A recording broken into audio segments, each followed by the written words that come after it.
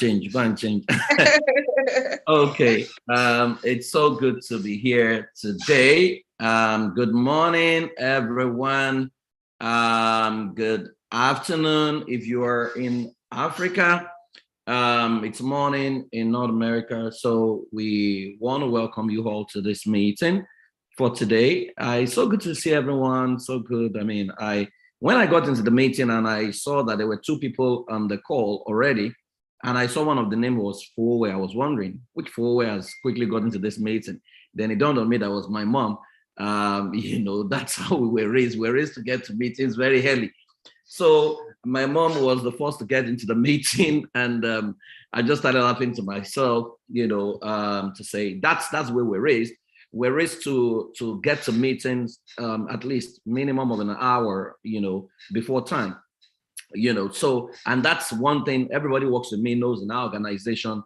We have a 30 minutes policy that says that whatever meeting you're going for, you need to get there 30 minutes before time. It's better for them to be, it's better for you to be waiting for them than for them to be waiting for you. It would never happen that anyone in my organization will get to a meeting late.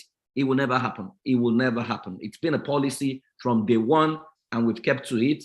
Tolani was sharing with me an experience last week in how there was serious traffic in Lagos. I mean, it took her 6 hours to get to see a client, facilitate a session of VGC, but she still got in on time. Why? She left her location on time. And I remember that when she started working with me, one of the top problems we had was getting in early. So I started learning to leave her for meetings whenever she came, in late. I'll just leave and let her find her way. Then after a while, I started imposing a fine on her to say, once you came late for a meeting, you will pay a fine. And that was how she just adjusted, so we can all learn a lot from our parents, and I mean, my own parents taught me punctuality. Okay, so today, it's so good to be here, and we're going to have a great time because I'm excited about our guest today. Last week, we started phase 2 officially of House of Saviors. And what we've done is we have brought the house into zones so that people know where they belong. So now we have Southern Nigeria, we have Northern Nigeria, we have other African countries, we have North America and Caribbean. Then we have UK and Europe.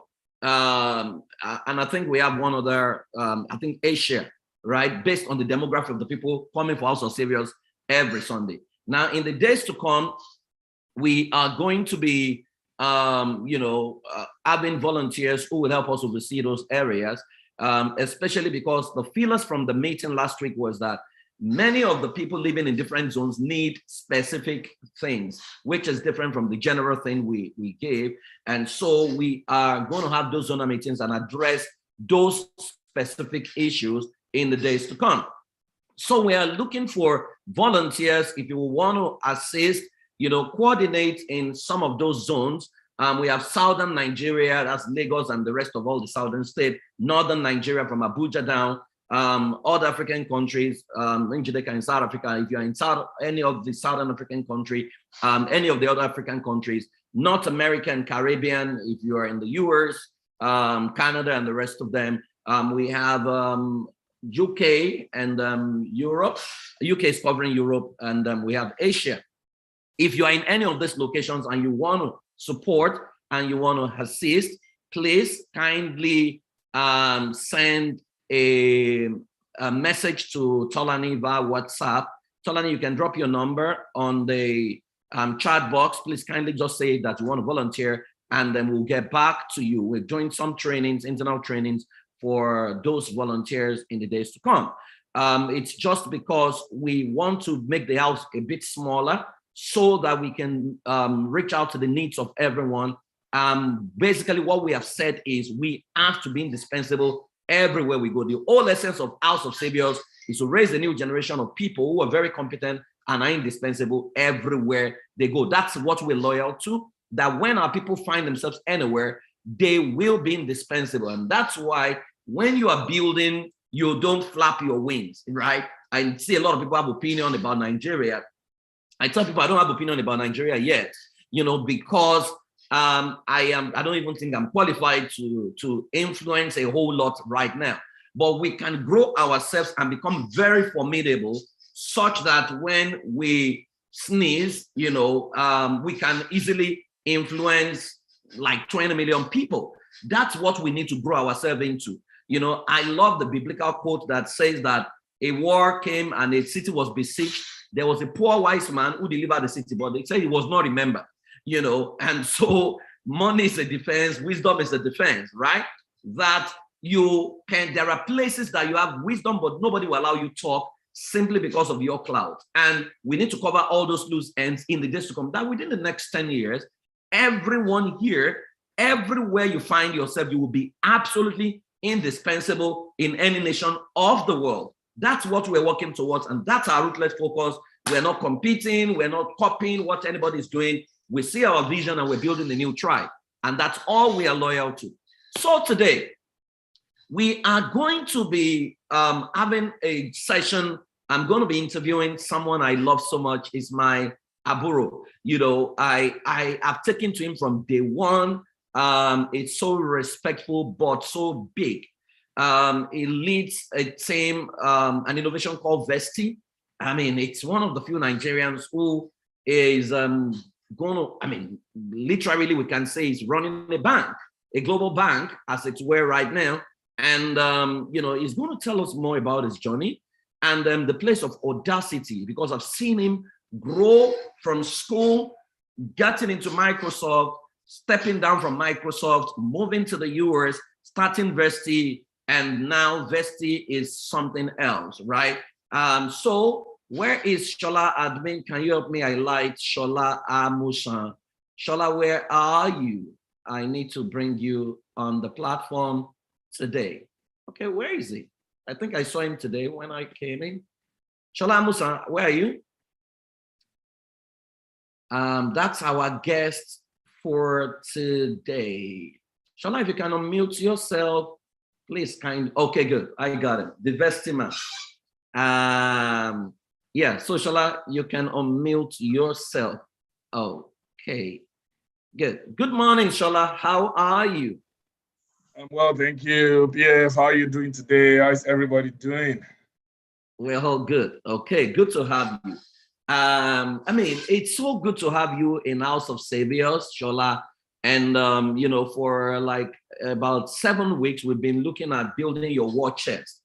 And why we were treating building a financial war chest was because we noticed what was happening in Nigeria, and especially the money politics that people were playing.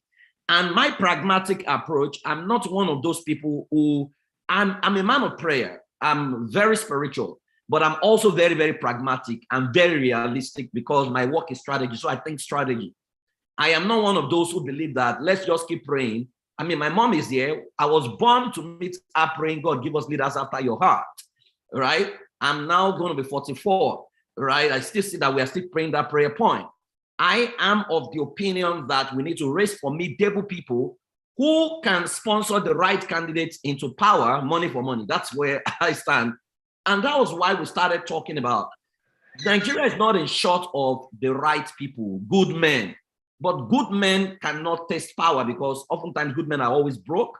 Good men don't understand strategy, and good men are not audacious, right? And so what we have done in House of Saviour is to say, let us focus on raising people who are very formidable. Maybe in the future, 10 years, we can say everybody drop ₦1 billion each, and we're going to go to Nigeria and install our own president. America did it once.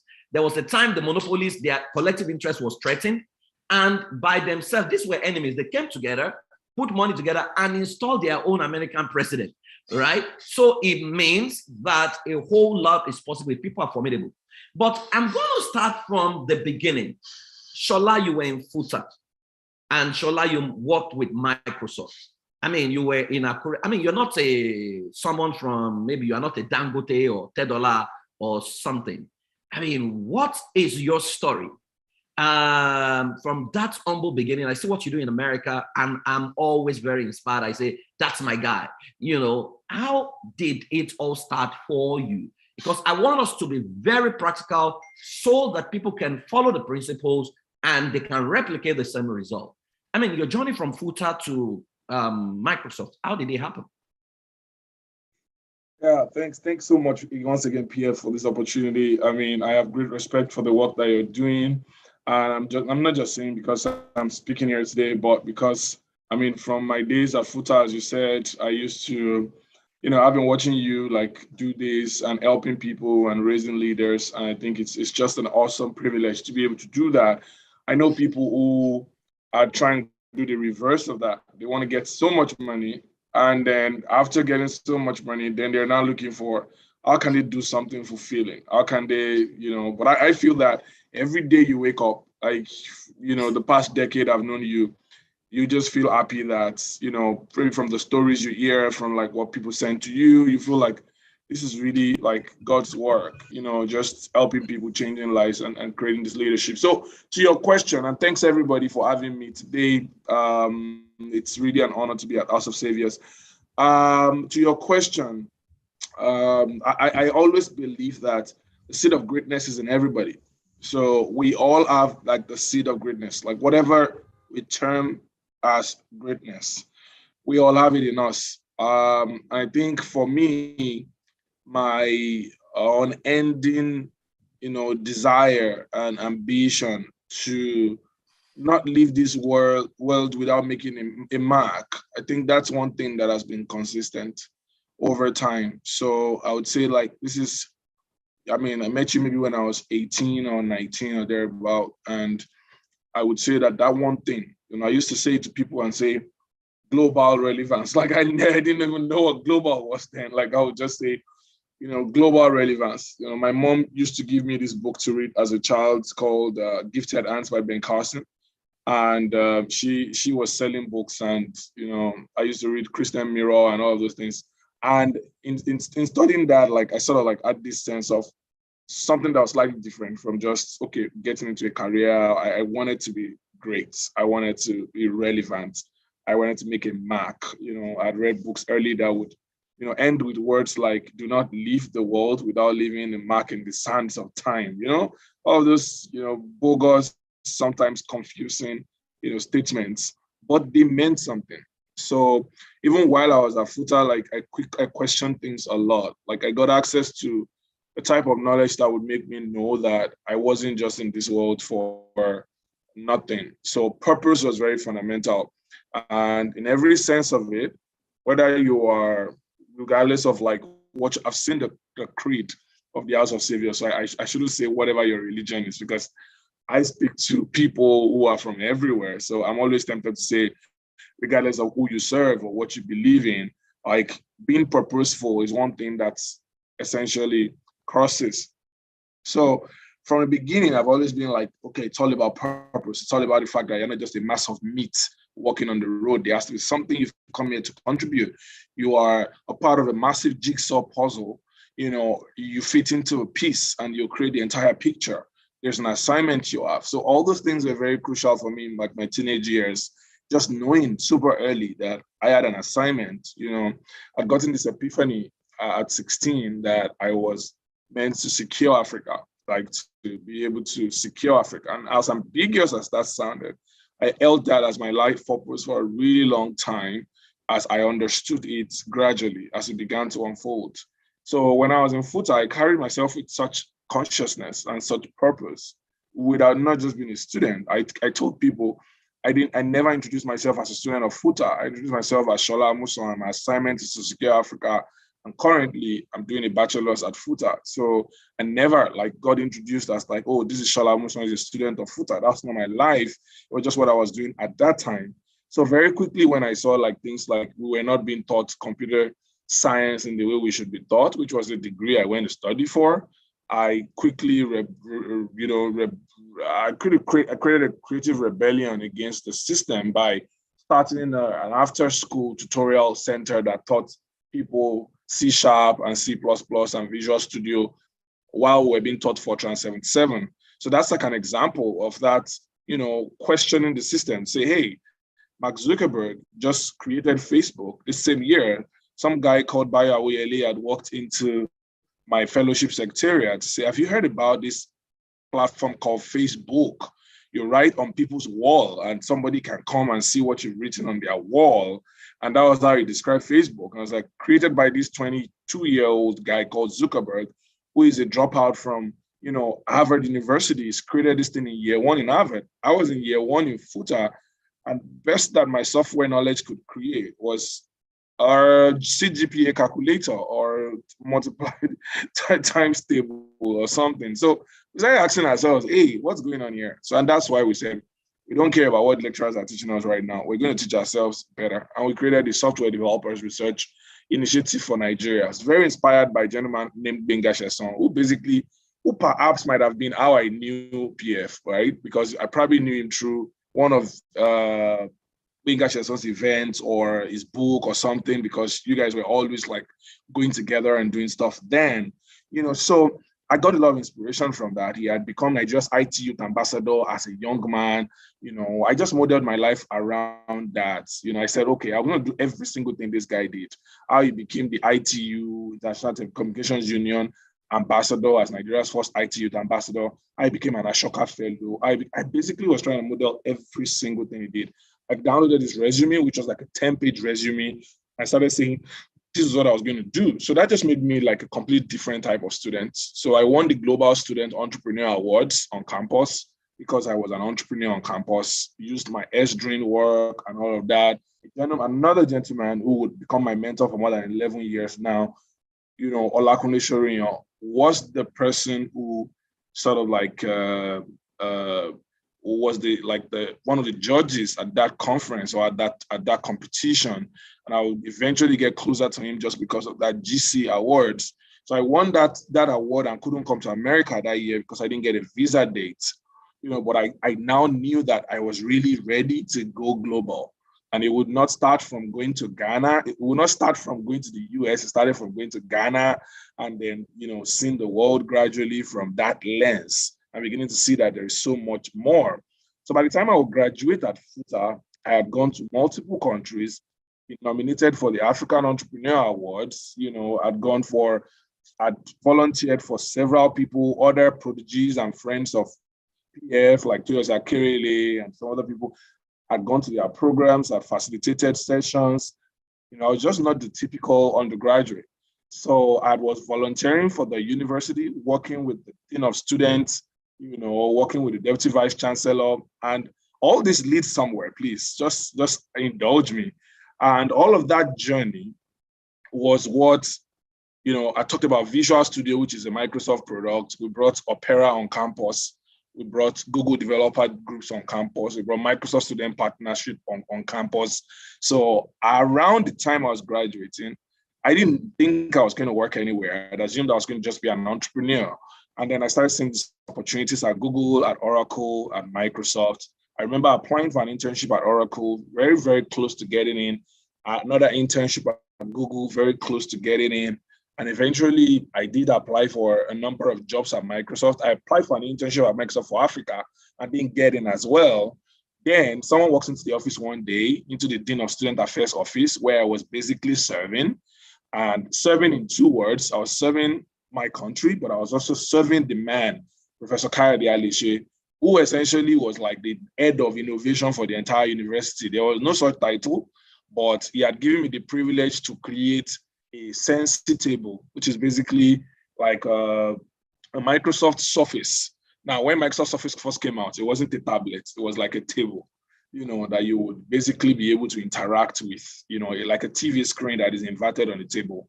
That's what the Microsoft Surface looks like. So he had given us about 3.5 million naira, which is big money at that time, to innovate that for the World Bank Step B project. So I now had on my resume not only Rise National Youth Forum, the programs I've done with Benga Sheson, Global Student Entrepreneur Awards, the Youth Bridge Foundation program I'd gone for in Ghana, but also the fact that I had interned with an office that was connected to the World Bank. So this gentleman walks in and says, there's this role at Microsoft. This is you. This is definitely you. As my 22nd birthday, I essentially asked God, I wanted a voice. And so I got auditioned for a radio program in FUTA, and I would eventually be leading this program called Leadership Breakfast. And Leadership Breakfast was speaking to 16,000 people every week.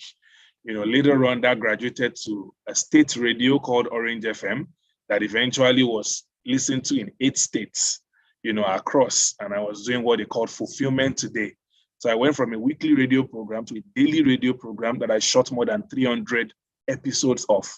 It built massive capacity in me to be able to research, to be able to speak to people, such that till today, when people reach out on Instagram or Facebook, they're like, are you the same Shaola Amusan of Orange FM who would not sleep until he secures Africa? Like, are you still that guy? I'm like, yes, I'm that guy. So the guy walks in and like, you have a radio program, you speak, so good. You have this voice that you're connecting with universities. You had served at the committee of the Association of Vice Chancellors to plan their conference. This course at Microsoft, this program at Microsoft looks like something you should be doing. I was only 24. I interviewed for that role for 5 months. My fiance at the time would go to the mountain to pray about it. And eventually one morning, I used to run a program at The Advancement, which is a program I did every October 1st. One morning, on September morning, I decided I was going to leave Akure for Lagos, whether Microsoft gave me the job or not. So this was my inflection point. I carried my bags, went into the vehicle, and said, I am going to Lagos. When I got to Ore, I got a call from Microsoft Egypt that said, you had gotten the job, you have an offer for 5 million naira. And I think God was just waiting for that moment where I was going to make that decision and get out of my comfort zone regardless, and because I'd lived a lot of adversities in between all these things that I didn't mention. Like I was living in a lockup shop and on Bypass Road in Akure, you had no sink to wash your hand or wash your plates. Like it was just there. I was running a dry cleaning firm from one side of the office and a consulting firm on the other side of the office. So this has to be like the breakthrough for my life. And I picked up my bag, went to Lagos and got that offer in the bus that day. And they're like, do I want to negotiate the 5 million per annum? I said, no, I don't want to negotiate it. I'm like, this is what the Lord has done. I don't want to negotiate. I was like, thank you. So I got to Lagos that day, but I still had 1 more month to resume. And then I came back to Accra and went back to resume eventually. And this was a massive breakthrough.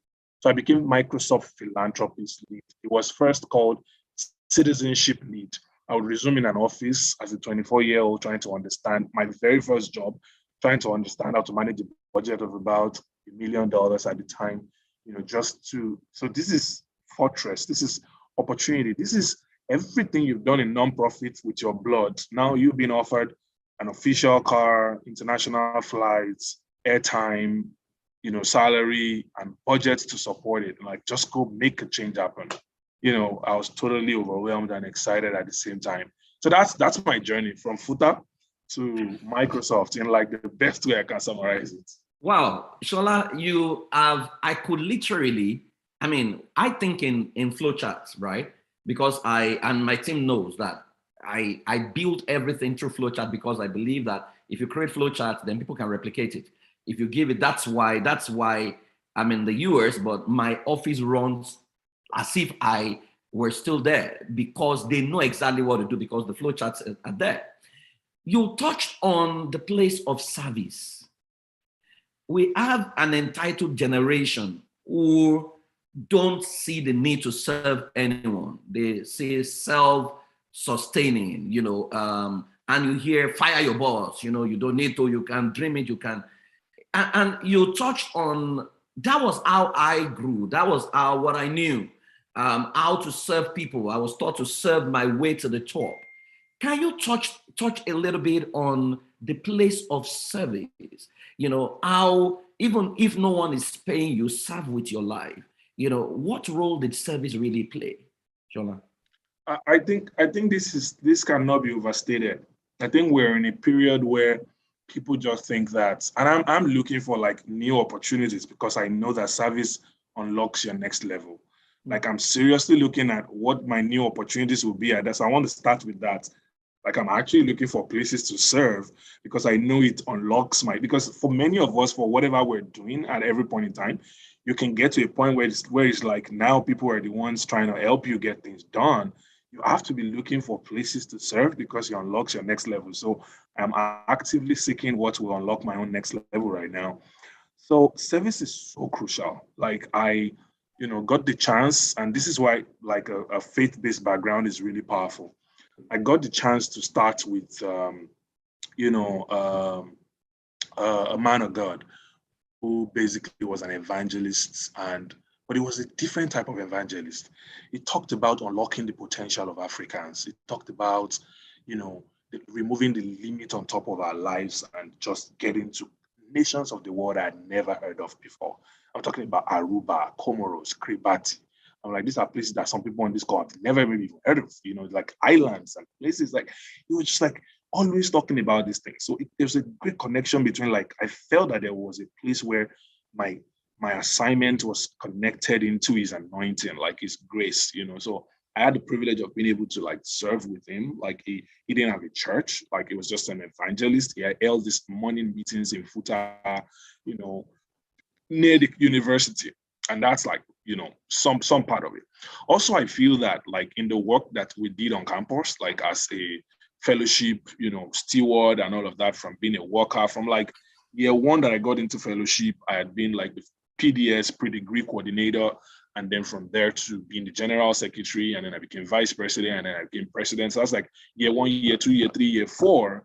I was literally serving the course of expansion, for a campus fellowship that would grow from 80 people to about 600 people by the time I was leaving, and that's the spiritual component. And many people on this call might have, gotten all kind of, despondency, all kinds of discouragement from, the whole concept of being a worker somewhere or supporting, the vision of someone else. But there is so much power in identifying that there is a grace that flows from the head of Aaron to his beard and then blesses people. And that's one.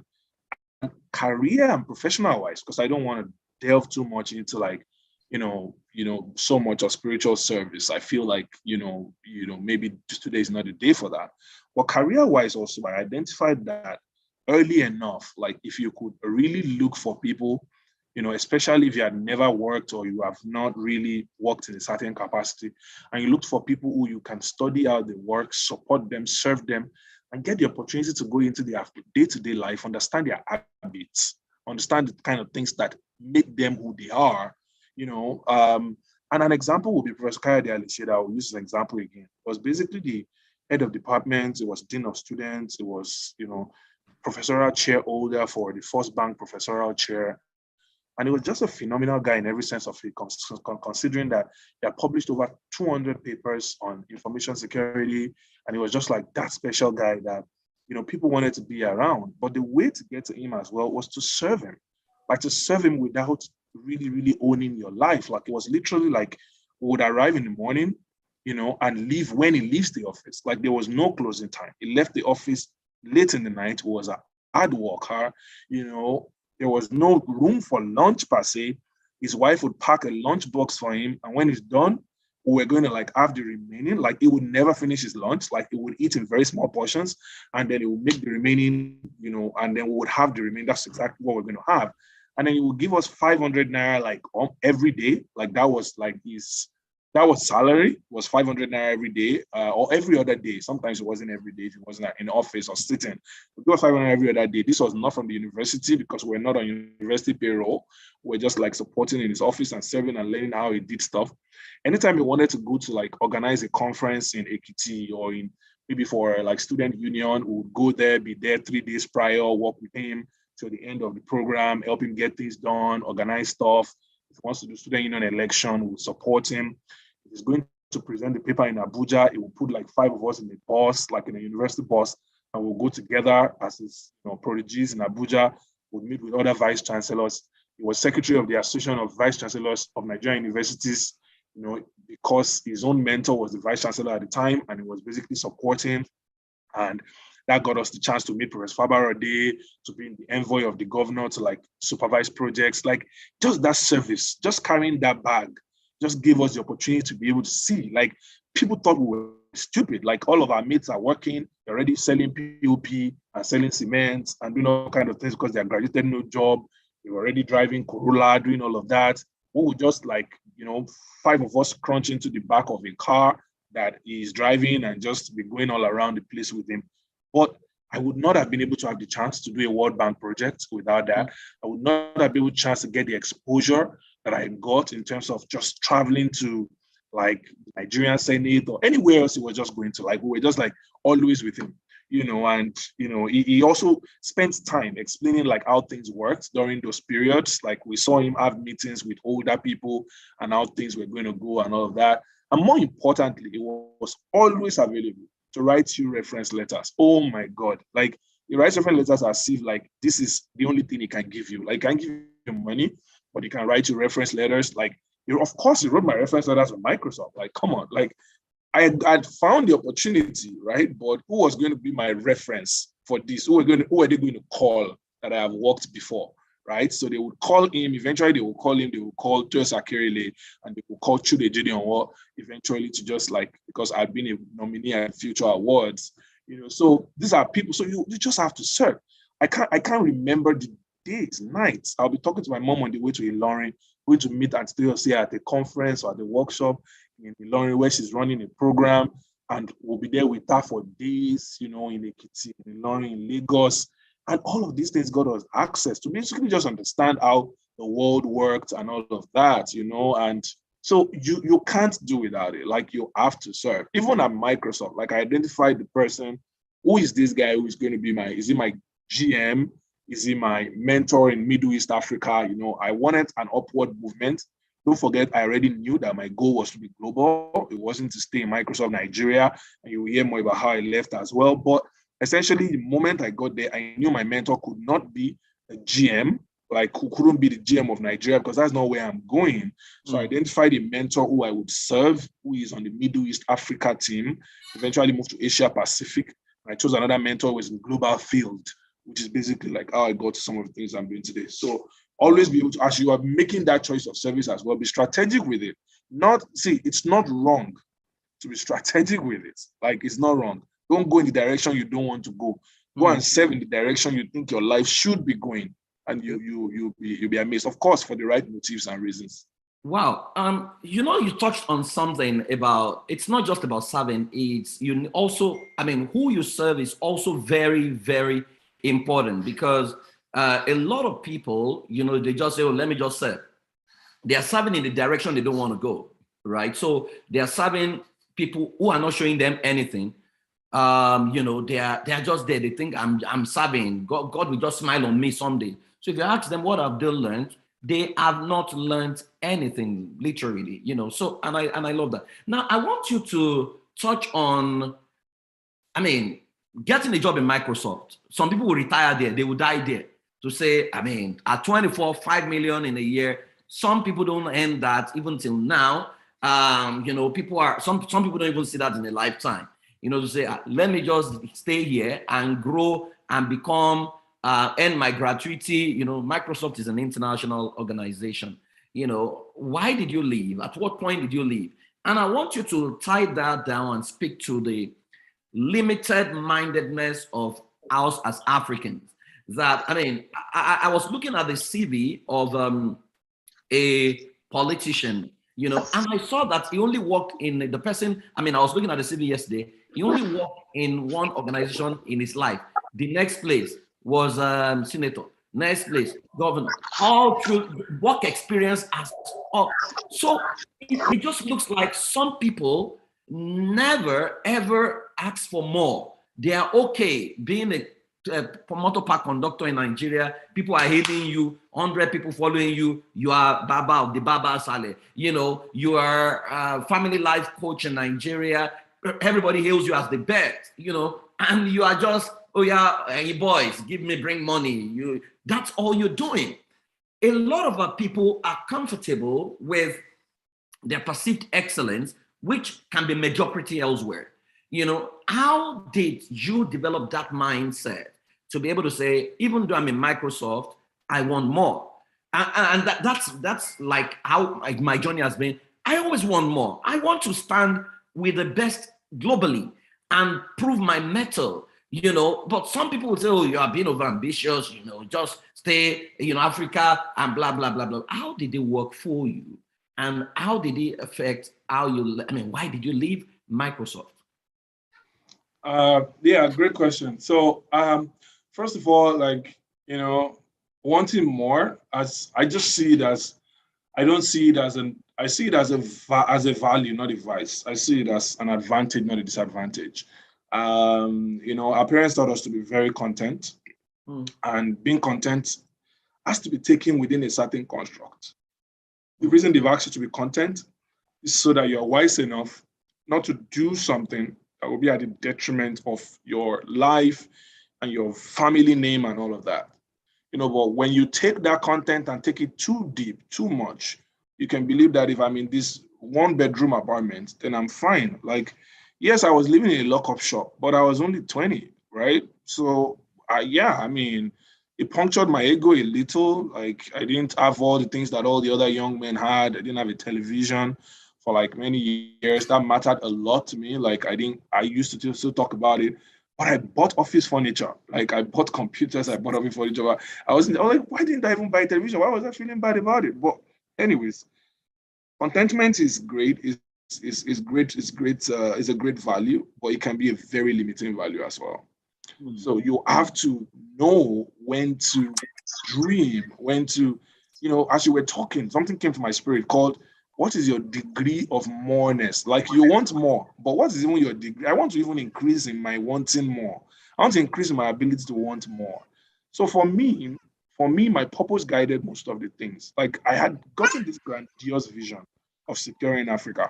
And then I was going to 28. I'd spent 4 years at Microsoft. I was 28. I was like, is this what I will continue to do? Like, just all that matters here is just be the rock star. I won awards in Paris and in Kenya, for Microsoft, both in Africa and internationally. People had been examined across over, 110 countries. I think that Microsoft has presence with philanthropist leads had won for second place, third place, first place in some awards. I was like, okay, so what is really next? Like, what is next? Like, you just want to be here? Like, we just want to be here and just get salary. My salary had gone from 5 million to 18 million at the time. I was less than 30. I'd done a down payment for a house. I had my kids in the US. I was like, for me, I just felt like this can't be it. This is not what I saw. This is not the vision. How do I buy a plane here? Like, how do I write off the debt of the country? Like, what would I do here that is going to help to, solve, hunger in the Horn of Africa? Like, is this just the main frustration for me was that you needed to defend your budget every single year. Like, you needed to talk to people in Seattle about like a budget of 200K to like $2 million, wide range, depending on how good you are about talking about it. And that's what they will allocate to your country. Then you will do this very hideous task of identifying the genuine nonprofits who are going to use that money for the most impact possible. Right? And that was like a very repetitive task for me. First, I felt like the problem in Nigeria and Africa was way too deep to be solving with like $200,000 to $2 million. Secondly, I felt like many of the nonprofits were still in survival mode. And so it was a time to get breakthrough by just getting these grants from Microsoft. And many of them are not genuine enough to do the work that they're supposed to do. So very quickly, I came to the United States for a program in 2016. I had volunteered to attend a meeting my boss would not think is important. My boss at the time in Nigeria said he can't go to Abuja. He's not interested. So I volunteered for a committee called the Global Community Engagement and Resilience Forum. These guys are fighting violent extremism, not just in Nigeria, but other parts of Africa. And they had this funding from the European Union. So I attended the meeting at the Ministry of Foreign Affairs and became a permanent member of that committee. Through that committee, the head of GSERF and one other consultants came to visit Microsoft as one of the only private sector organizations that decided to join that committee. Then they paid my way to go to New York to sit on a panel as the only Black person to raise 32 million euros for that particular cause. Only to find out that I came on that forum, advocated vehemently for Africa as the only African on that board. They raised $32 million and deployed it to only Malawi and Tanzania, and nothing came to Nigeria.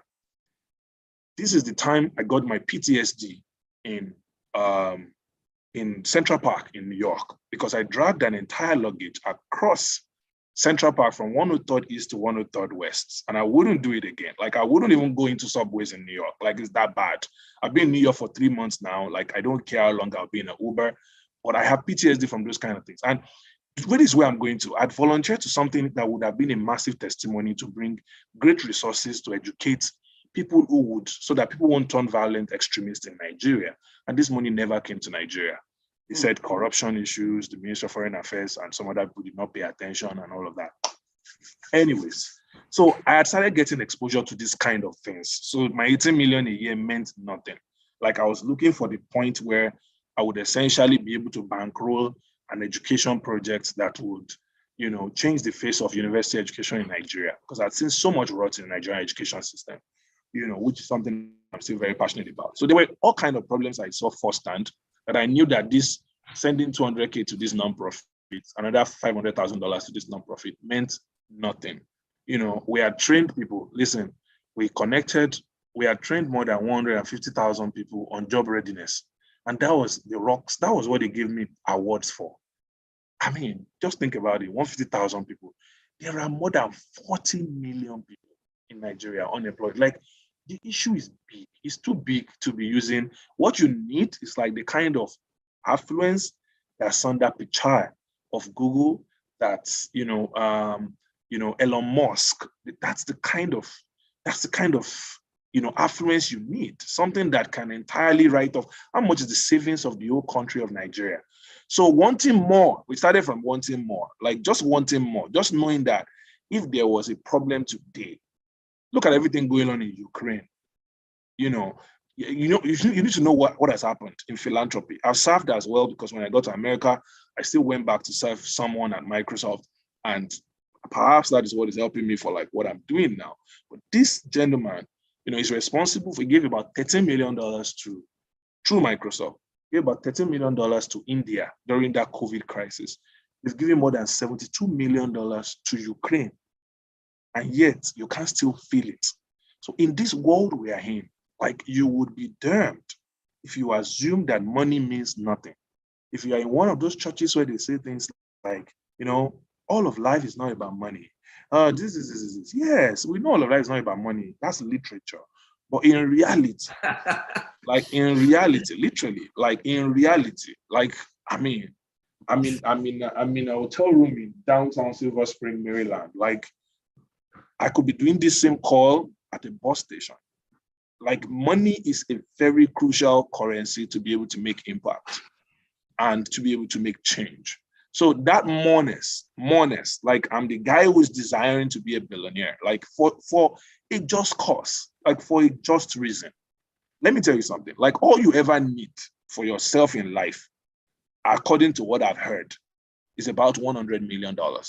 If you have $100 million today, you can buy your own personal plane. You can pay for your own private island. You can buy a yacht. Tell me what else you want to do. So when it goes past $100 million, it's the only people God puts that money inside are people that God is interested in an agenda. Please forget about whether they are Christians or Muslims. True. Like, God has an agenda. Like, he literally won't make you a custodian of any of those things. I don't care if it's Kylie Jenner or if it's, whoever. Like, there is an assignment, because God is busier than Christians. Like, he has an assignment he has a project that is the world. It's not even just this planet. Like, I'm so fascinated by extraterrestrials. So I believe a lot in the existence of other galaxies. It's called cosmic modesty. Like, you have to be modest to believe that we can be that. Scripture says, it says, who is man that you're mindful of him? Like, who is man that you visit him? Like, you even made him close to Elohim. Like, what is so special about this guy? But this is also to tell you that it means that the sayer of that statement, the considerer of that statement, understands that there are other life forms in the entire universe. So when your degree of mourners is at that point, like, it doesn't matter if it's 30 million they are paying you. Like, you're just like, what is next? Mm-hmm. And so we took the bull by the horn and decided, and you see, the most happiest day of our life, my wife now inclusive, was the day I wish I could show you the picture. I didn't comb my hair. I was wearing the slippers. I was standing in front of Civic Towers, like this is the next level. Like, I just resigned today. I was so excited. It's like, I'm leaving, I'm done, and nobody was firing me. I was just like, there has to be something new to do, Wow. I mean, you almost took me into a realm I don't want to go into. People are very close to me will know what I'm talking about, because I always say to people that, you see, God is not a waster of resources. You don't have to like Elon Musk, but that guy is the richest person in the world, it's up to God, that is mine, the capacity to even say, let's go conquer Mars. Let's take life today, to dream it, to commit resources to it. It's another level of thinking. It's not the level of God bless me with a car. PF, people think anybody that is trying to do that is testing God. They are not aware that anybody that is doing that is fulfilling God's most important mandate. Yeah. Like that guy, I'm sorry to say, thank God, like PF, this is not a church. According to what I've read, I've listened to the creed today. So I don't know what God will still use this platform to do. But as God is evolving it, in the agenda of going to see the world, like God said, he said, occupy the earth, like just do it, just occupy. In that agenda, there is no Nigerian pastor. Think of all the people you respect that is doing that thing for God. I'm not joking. Like, they are preaching messages on Sundays, but if God says, I need somebody to go to Mars, the only guy who took the bull by the horn, just like you said, PF, is Elon Musk. So in that example, he is the servant of God. Absolutely. I agree. I mean, I have a science. My science to it is very simple that, if you say you're a child of God or you're a son of God, or if you say you're my son and I don't know you, the next thing I'll out for is DNA. Let's do a DNA. So I always ask people, if we have to do the DNA profiling of God versus us, where it comes to omnipresent, some of us will say we can't be omnipresent, but there are guys who have created solutions that is absolutely omnipresent globally. And so if you check the DNA of God, omnipotent, omnipresent, omniscient, then Bill Gates, Elon Musk, we pass that test easily. Even love, they will pass it. We will struggle. If you do DNA profiling for us, and that's why I keep saying to people that your brain is not a decoration, it's God-given brain. Anyone telling you that your brain is too small is your enemy. Run away from that man. It's not going to help you. I love the scripture that says God conceals the matter, scientists search it out. Akinrako just mentioned, if you read it in the Message translation, it says scientists search it out. So, I am with you all the way, Shola. Now, let's come to Vesti. After a while, you became that guy who you were the most hated guy in Nigeria at some point because you are telling people you can japa, you should japa. People were saying all kinds of things about you, but I live in the US. I'm in Canada right now.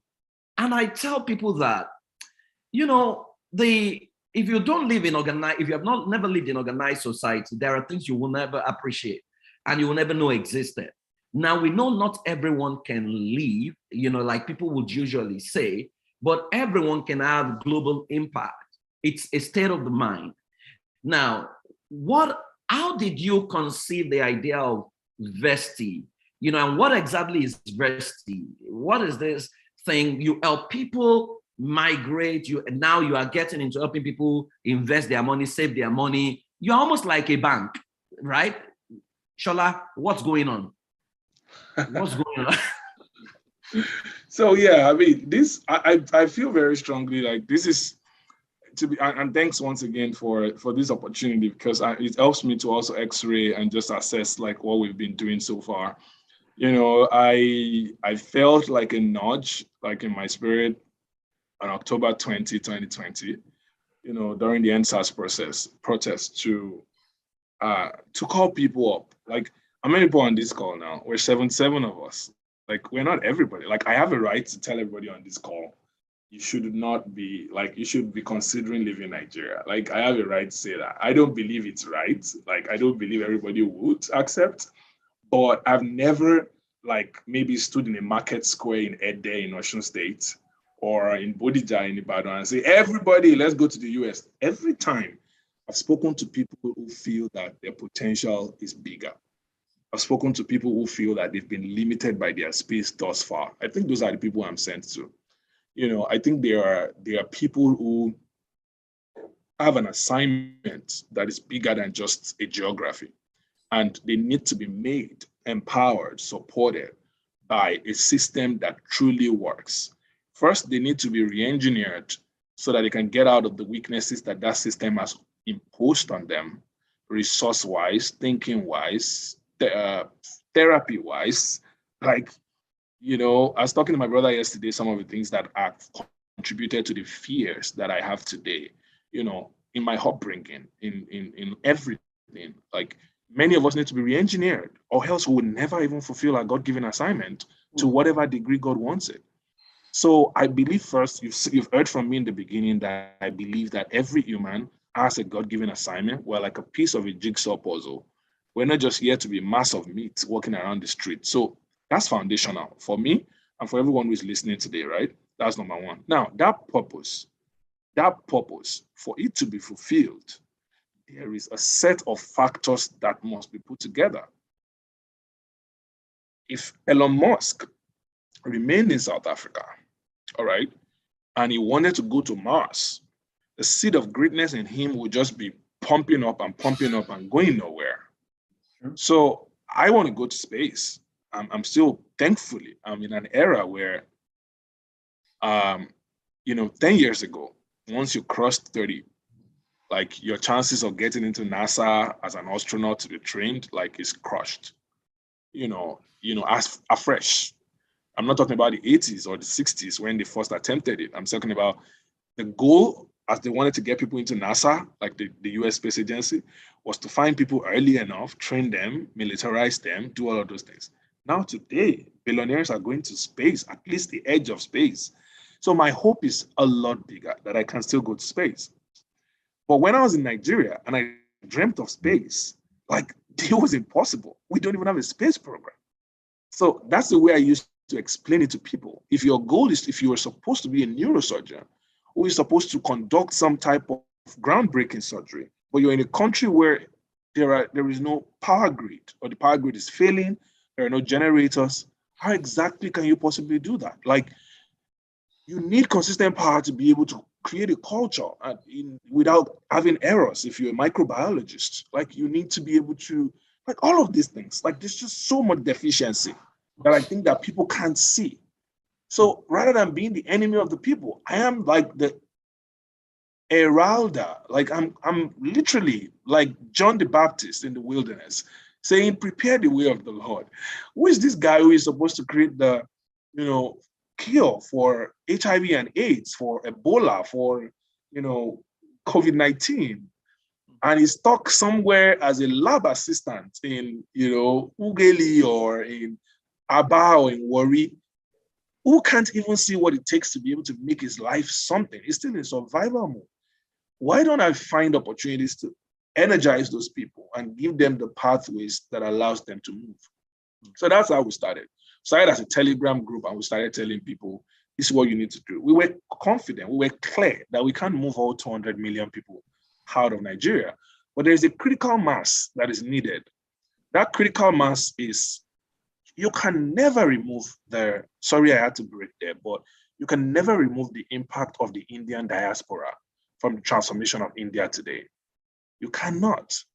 Sundar that's the CEO of Google, went to IIT. It's like going to Unilag and becoming the CEO of Microsoft. India is moving from a certain phase now. They are not just excited about having their people from their country becoming in the M of affairs. You can go check it out. Like, and India is in like all the top 20 companies, like they're in the critical roles, C-suite. If they're not CEO, they're CTO, about to be CEO. Go check it out. And they've led the transformation of these organizations. That is not what is exciting to Indians now. What is exciting to Indians is that they are Indians now, is that they are now taking innovation from their country and trying to make it global. So America should not just have the exclusive preserve of building world's most valuable companies, and then the first achievement they have is to be in the aim of affairs of this company. And obviously, they've taken the influence on those countries to transform their country. Like, you need to go see what's going on. Like, Some of the biggest labs of Google and Microsoft, they're there in India. Like, it's a no-brainer. Like, if I'm the CEO of Microsoft today, I'm going to create, let me tell you let me tell you some of the things I had access to that made me like flip. When I went to Microsoft France budget for a year that they need to meet is $2 billion. Wow. $2 billion. Microsoft Nigeria's budget at the time that I was there was $100 million. $100 million. Nigeria is a country of 200 million people. France, I don't know. I don't remember. I've not paid attention to their statistics, but way lesser than that. So just think about it. So do you think that Microsoft can make any investments that is that serious in Nigeria and just pass by France and go to Nigeria and go make that investment? Things have changed now. They just invested about $500 million in a massive office and some efforts in Nigeria over the next 5 years. So don't get me wrong. Like, I was also privileged to be part of people who flew to Seattle to go convince some age-long Microsofties about the need to have an engineering headquarters in Kenya and Nigeria. And I'm excited. I stayed all night having those conversations amidst other people. I don't take credit for it. But what is going on right now is that you can see that happening. Yeah. For Nigeria, what are we going to do about it? How can we empower our diaspora? Like, we don't even have access to research. We don't even have access. I don't know. You are not aware of how abysmal the Nigerian situation is. You are not. Like, everybody who has criticized, who is still criticizing, is not aware. They're either living in a bubble or they don't know how much of a disaster the country called Nigeria is right now. And I can go from 0 to 100 just describing the woes that's befallen very talented, gifted people across that country. I don't think anybody deserves to live in an abysmal state. Everybody living in Nigeria is at risk right now, totally at risk. No emergency system, no policing system, no well-guarded borders. There are over 1,000 unmanned borders. 1,000 unmanned borders. Over 1,000. Like, people can get into Shaki from other parts of the world.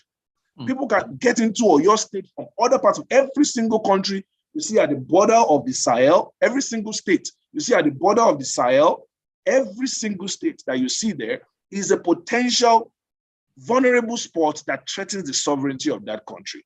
We are not aware. We're just agbada wearing people across Abuja, making no impact, not clear. Health system is in a mess. It's a woe. I feel very strongly that I am feeling the pain the most because I have a role to play in that assignment, in that construct. And that's the role I'm trying to play. The second thing we're trying to solve for, other than helping to emancipate people and showing them that there is something more, which is where you hear about Japa and all of that, is the fact that when people then get here, do you know what happens to most of them? They live worse lives than they lived in Nigeria. Their economics appear to have changed. They drive better cars, but they have terrible mental health. They have a weak sense of fulfillment. Many of them never really integrate into the societies that they are now in. And that's where you hear the concept of, why would I be in a strange land? Woe to me if I feel like I'm in a strange land. Like, somebody just said yesterday, and this guy has built 2 unicorns, potentially has been in the story of 2 $1 billion companies. And I would imagine that his mind should be more advanced than that. And he's talking about people being in a strange land. What are you talking about? This is the 21st freaking century. Like, are you even aware? Hate is everywhere. People hate you in Victoria Island.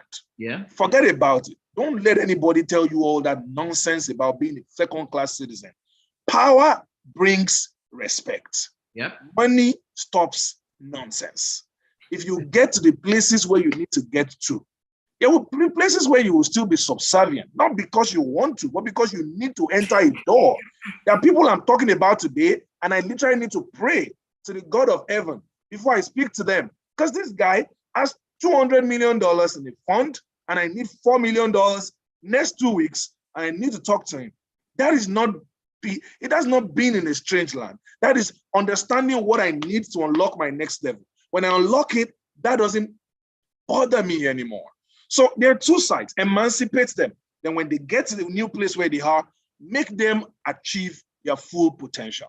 So back to the concept of purpose. So while we're running a bank, while we're creating a bank, while we're creating a financial service system, understanding the nuances of the one that we're getting into is that when immigrants get here, they take the first 5 years trying to even understand the financial system. Mm-hmm. They suffer, they get into rabbit holes of debt.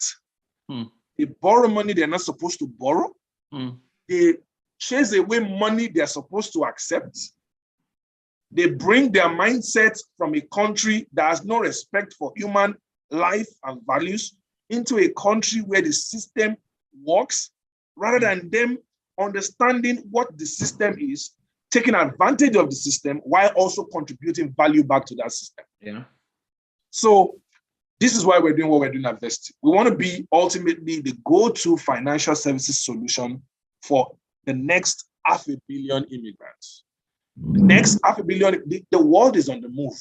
Like from the 1970s till now, the number of people who are moving across the world has tripled. So over the last 3 decades, the immigrants have moved from 70 million to about 300 million immigrants. And by the end of this decade, there's going to be about 500 million, immigrants moving everywhere around the world. These folks are identifying opportunities and are realizing the mandate God has given humanity. Be fruitful and multiply. Fill the earth. My wife knows we might end up living in Portugal or the United Arab Emirates. What we are here for in the United States is to understand what makes it so valuable, what made it so important, and be able to get access to the power that the country has. And when you get access to that kind of power, then you're ready to fulfill your purpose and your assignment.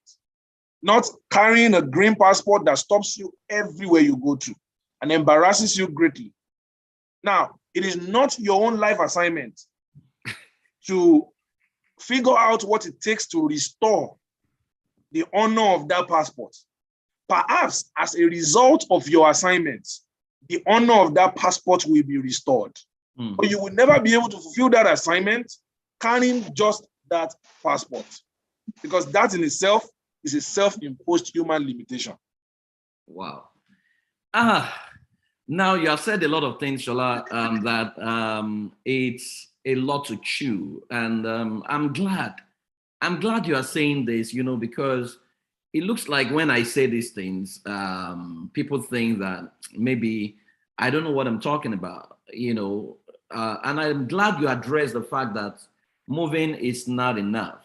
Your mentality has got to change. When I got in and I went for my first meeting and they asked me to introduce myself, and I introduced myself as Praise, who is an expatriate, and they were looking at me and said, "Well, you're an immigrant." I said, "No, I'm an expatriate," and the guy said he's never had anyone address himself that way. I said, because when you guys come to Africa, you are not ever called immigrants, you are called expatriates. So I came here with a brain. I have solutions for your land, and every time I go around, people are that expatriate guy, I love what you were saying. I did not buy a TV.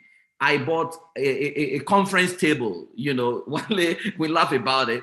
In fact, I have a TV now because one of my clients came in and he asked me, "How do you unwind?" And I said, "I'm here to work. I'm not qualified for sitting and all those things." And the following Wednesday, I had a knock on my door. It was a delivery guy. He was delivering a 50-inch TV, courtesy of my client who had paid for the service I was rendering, And so I resonate with all you are saying.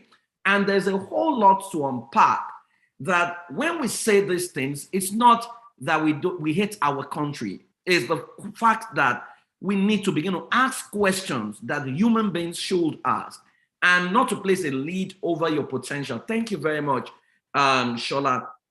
I want you to speak. I'm going to release you shortly. In fact, I'm going to release you because you have unpacked a whole lot of things that I am going to advise everyone. Please get the link of this meeting. Play it for your children. Play it for your family. Shaola has given a template of how every young person should live, right? You guys go ahead, and play it for your family. I want you to speak to the concept of audacity. You have touched a bit on it, how to dare things. I believe that Africans can do a whole lot, but I think people are afraid. I see people, run from prophet to priest, from this to this. Africa is a praying continent. We are not a thinking continent. And when you say to people, activate your thinking, you can't pray every day the way we do. They think you hate them. They tell you things, we have cliches. And it pains my heart because I see a lot of people whose thinking can be more.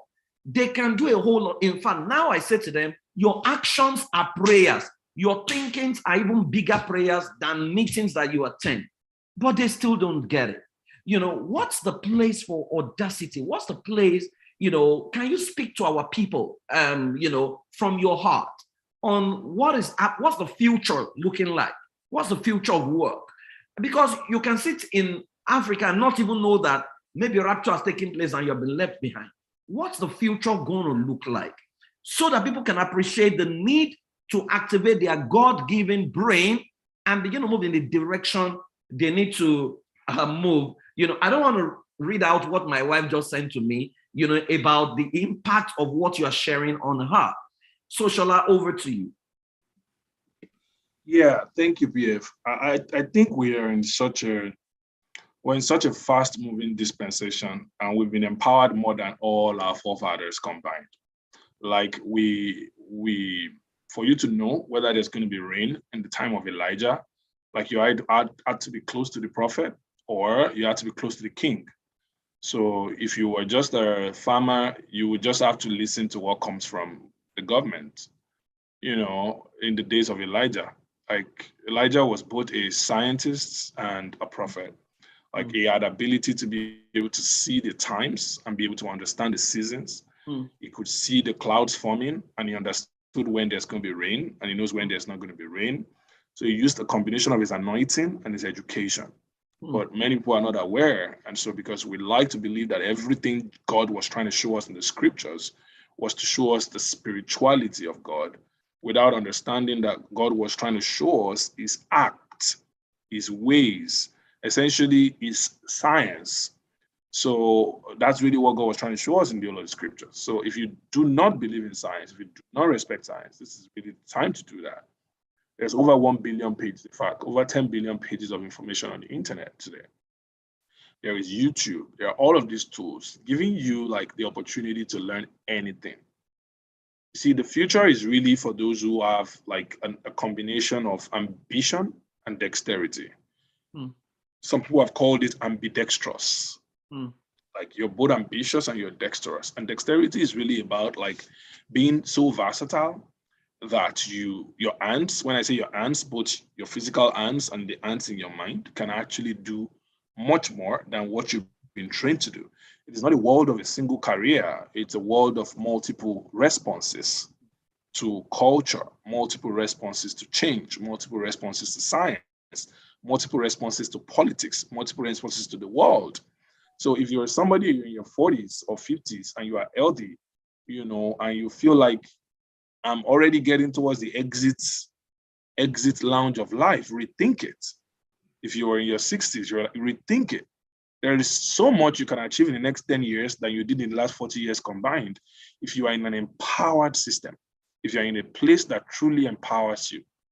So rethink all the concepts of patriotism that you've had up to now. Rethink all of those things. And remember that for you, for yourself, there is an assignment God has given you that still needs to be fulfilled. There is something to achieve. There is something to do with where you are. That's where I want to start. The second thing I want to say is being audacious stems from understanding the grandness of God.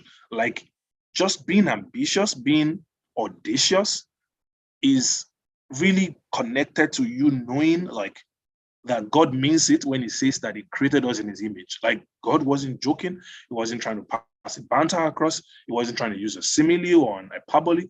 He was basically trying to tell us the truth. He made us in his very image. So if you want to understand what that means, you basically want to get closer to be able to see what does God do? Hmm.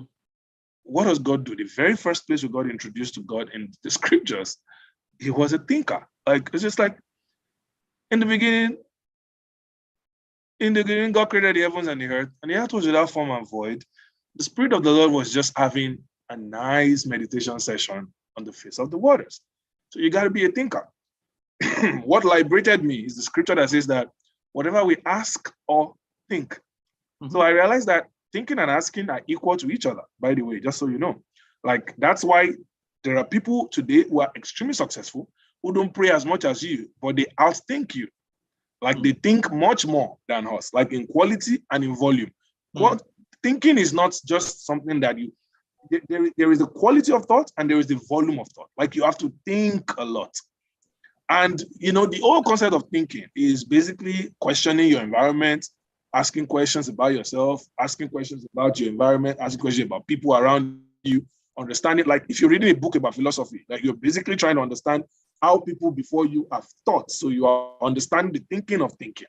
All right? That's it.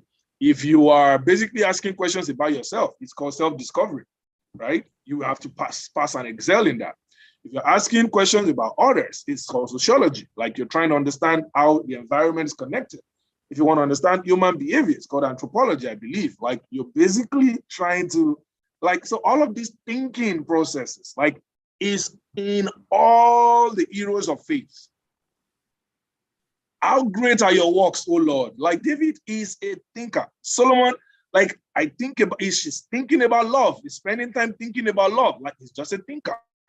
So our thinking, like being audacious, is very connected to your understanding of the characteristics of God and being able to think and think and think. Now, God doesn't stop at thinking, and it takes his thoughts, it takes them into action. Now, because of the depth of his thoughts and the volume of his thoughts and the width and the breadth of his thoughts, then his actions cannot be small. So he does not then think so much and act little. No. And as a matter of fact, if you think deep and think wide and think big, there is a chance that you will not act small. Look, because it's a consequence. It is not independent of each other. It's a consequence. So your action becomes a consequence of that thinking. So I think I try to do things that make me remember that I am not small. So it's an habit thing. You can be limited by every other thing around you. I find friends that are bigger than me. I don't make friends with people who are smaller than me. Like, I don't even have friends who are smaller than me. Like, all my friends are bigger than me.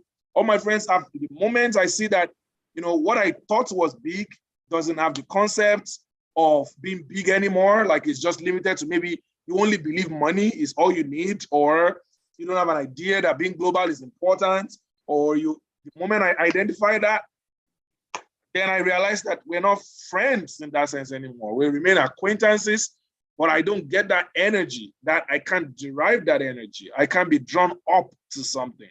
So thinking very deep, wide, it's extremely important. It's connected to audacity. So when people now see you do stuff like, this guy's done something so big, but it's a direct product of your thinking. All right. So you see the word meditate in the scriptures is to mutter words to yourself. It's to connect with yourself so much that agar, that's the word. That's like they call it agar. And it's basically what a lion does. Like, it's muttering to itself, it's muttering to itself, it's muttering to itself. It forms so much energy in itself, and it releases an energy that you call a roar. So whatever you choose to do becomes like a roar. Whatever you think to do becomes an audacity, becomes something people see as audacious. But you're not just trying to make people feel excited. It's just a product of what you've been thinking about. So what am I going to do next? Like, what am I going to do next, for example? Like, what am I going to do next? If building a bank is what is going to help me liberate and secure Africa, then I'm going to build a bank. If going back to build a university is what is going to create a long-term systemic change, then I'm going to build a university. If going to space and making a statement that in Nigeria, that all Nigerian-born people can go to space, right? You know, that's what I'm going to do. So I'm going to do exactly what really, really, really represents the depth of my thinking, the size of my thinking, and the size of my creator. So do not let anybody limit you. Whenever you open that bank app and it shows you that you don't have money, don't let that limit you. Always remember, don't let that limit you. Like, be in complete control of your state of mind to whatever extent you can. So furnish yourself. What are those habits for me? Like, furnish yourself with information that helps you. Go into homes that inspire you if you want to build a home. Mm-hmm. Travel to countries that you want to be like, if you want to like be a nation builder. Like, spend time. If you want to, raise money like some people, like move with people who have raised money before. If you want to, I don't know what those dreams are today, but if you had a workshop of dreams, whatever those dreams are, like, find people who have done those things and gravitate towards them. Identify what they've done, gravitate towards them, make a vision board, whatever instruments that you use. All those are just instruments. Some make a vision board, some watch movies. Any movie that reduces your brain cells, makes you depressed, makes you, think about poverty more, like, avoid it. Avoid it. Except you are in a journey to understand the problems of the people, of your people. Like, other than that, like, expand your mind. Look for beauty. Be allergic to ugliness. Identify things that are beautiful. Whatsoever things that are great. Whatsoever things that are beautiful. Whatsoever things are of good report. If there's anything that is noble, if there's anything that is awesome, if there's anything that is remarkable, if there's something you can call fantabulous, if there's anything you can call excellent, if there's something that wows you, if there's something created by whoever in Dubai, in the United Arab Emirates, in Abu Dhabi, if there's a wonder of the world that excites you, the Bible says, think on these things. That's all I want to leave you with today. Whatever is of good report, whatever is exciting, whatever is beautiful, whatever is lovely, whatever is mind-blowing, whatever is dangerously fabulous. I go to Dubai for Dubai Expo and I see a train terminate into the Expo. I see a train station terminate into the Expo. I see things, I'm like, what is going on here? How beautiful are your works, oh Lord? Like, I don't care if in Saudi Arabia. Like, how beautiful are your works, oh Lord? Think on these things. And when you come back to your own self, when you come back to your implementation of it, when you come back to your own reality of it, you begin to manifest it. You begin to implement it. And there is nobody who desires. Desire is so powerful.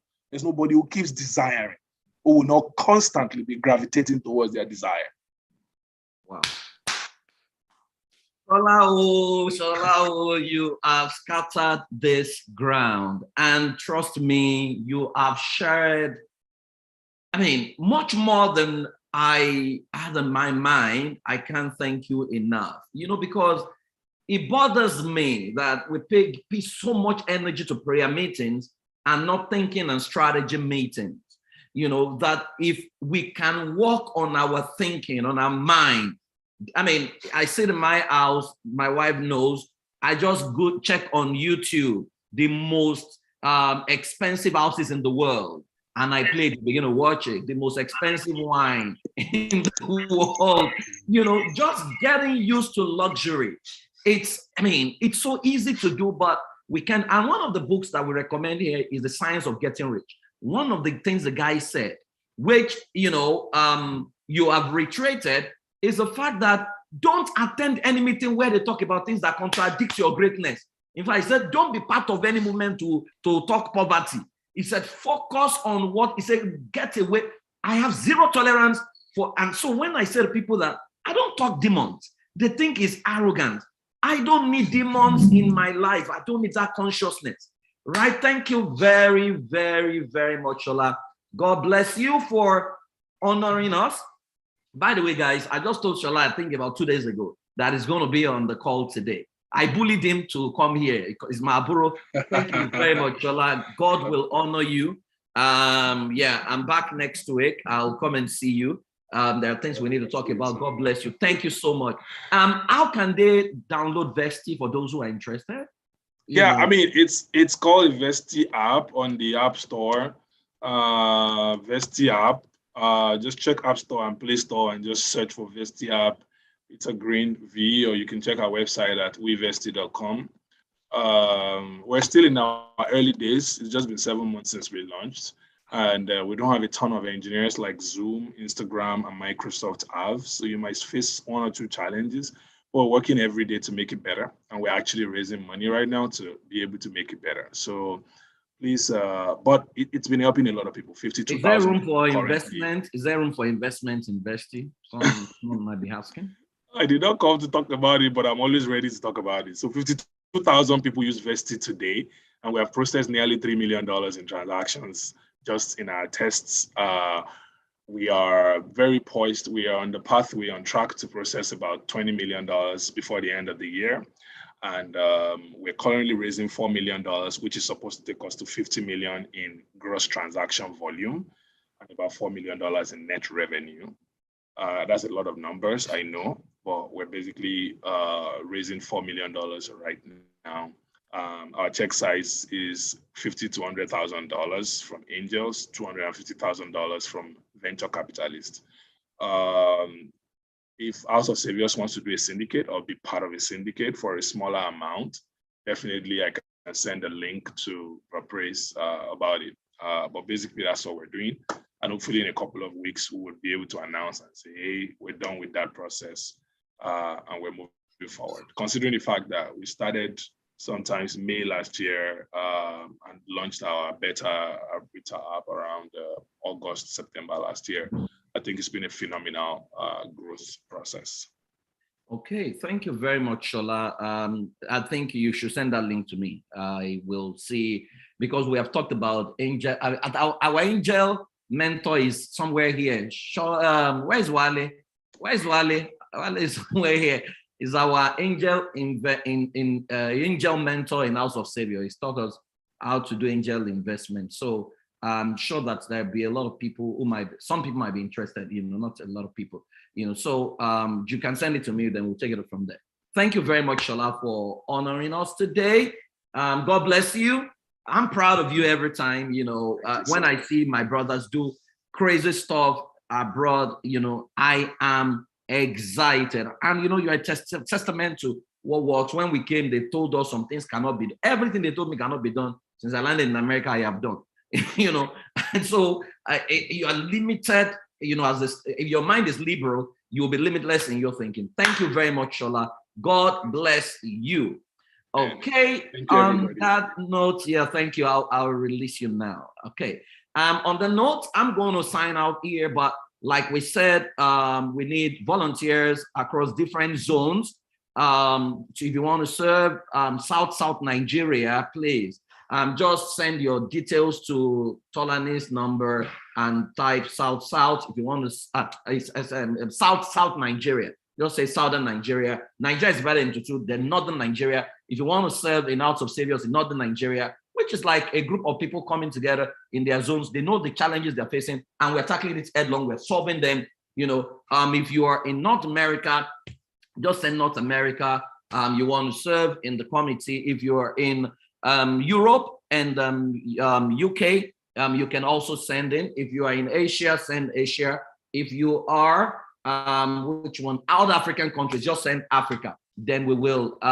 Adiola, don't send it here. Just send your stuff to that number, Tolani's number. Ayo, I think you can drop your number as well, so that we can have 2 numbers that people can reach out to.